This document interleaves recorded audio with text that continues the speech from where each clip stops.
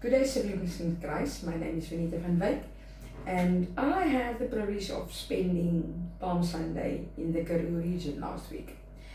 And on Palm Sunday, we usually focus on Jesus entering Jerusalem on a colt with people shouting, Hosanna, Hosanna, blessed is he that cometh in the name of the Lord. But we're also aware that those same people will sing a different tune a week later. But what to me was evident about this is that it seems as if Israel was always, even in the past, they were constantly looking for a king, but a specific king. There was a specific criteria for the king. It should be someone that has a military background, comes from a noble family, ready to fight and conquer nation upon nation. But this time around, there was a different king entering Jerusalem. This king, you can almost say, he defied all the rules of the Israel leadership. He chose the colt. He came for the slaves. He came for the normal people like you and me. He didn't wear anything smart. He didn't had all the trumpets and the red carpets and the royalty attending his coronation. He came as the servant king. He came for people like you and me. He was the king that had one main goal, and that was love and peace. The King Jesus ignored the rules of society, but he focused on his purpose and his mission.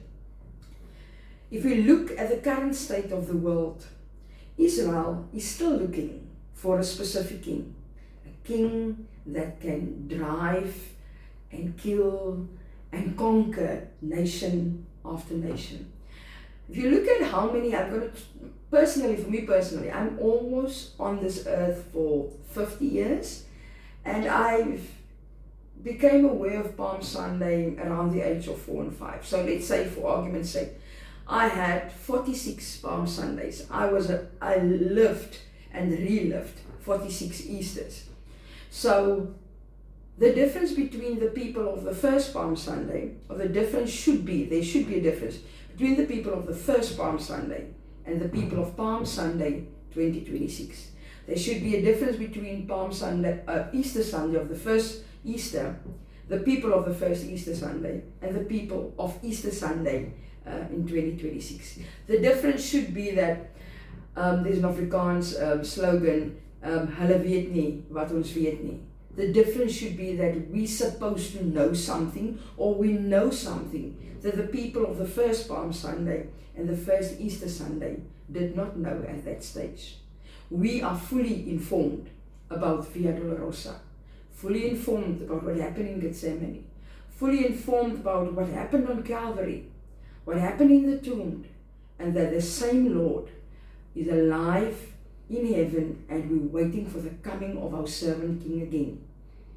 We're serving a Lord of peace. We're serving the King of peace. We're serving the King of love. Easter should be about love and peace. Yet, after Resurrection Sunday, we go back to Easter Monday, and in some houses we will be eating the leftovers of what's left of the pickled fish. But then we all go back to usual, to our same fighting, our same wars, our same military and prosecution idealistics. We are constantly fighting in the world today. We are fighting in our families, we are fighting in our churches, we are fighting in our communities, we are killing in the world. Yet, we are celebrating Easter this weekend, the coming of the King of Peace. Should we ever tend to forget what Easter is about? If Jesus should enter Jerusalem today and we being part of the people, of the crowd there screaming Hosanna, Hosanna, or being part of the crowd screaming crucify him, crucify him, I would like to encourage each and every one of us, if we are part of that crowd, if we could be part of that crowd today, to ask Jesus to open his hands, because it seems that is as if we, as the Easter people or the Palm Sunday people, have forgot about the scars in his hands. He's got crucified hands Because when he was on the cross, you and me were on his mind.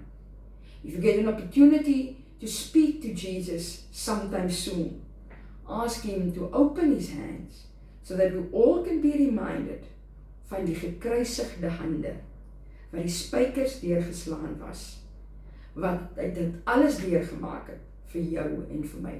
He was crucified. He's still wearing the scars because he decided to conquer death for you and me. The scripture in Isaiah states that, but now, this is what the Lord says. He who created you, Jacob, he who formed you, Israel.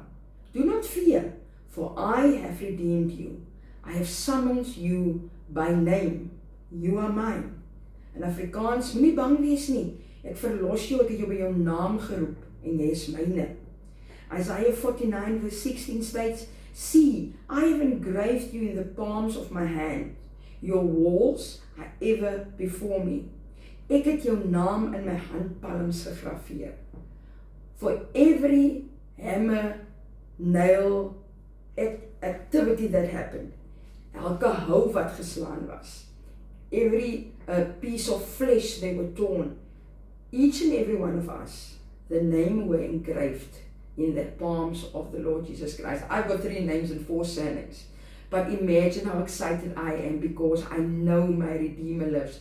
Because with every piercing of the nail, Venita Elizabeth Ronell's name is engraved in the wounds of Jesus Christ. He paid the ultimate price for you and me. I don't think he deserves all the war, all the pain, all the killing, all the hurting that's currently happening in our Easter world during Easter time. And it's the Easter people hurting the King of Peace. As we got to a close, because an ending of the whole Easter week and all the services that we attended, for me the 46 years of attending these services, I would like to challenge myself, and maybe you should challenge yourself as well, to not be the same person after Easter 2026. He paid the price to make sure that we have love and peace. Why are we still fighting? God bless.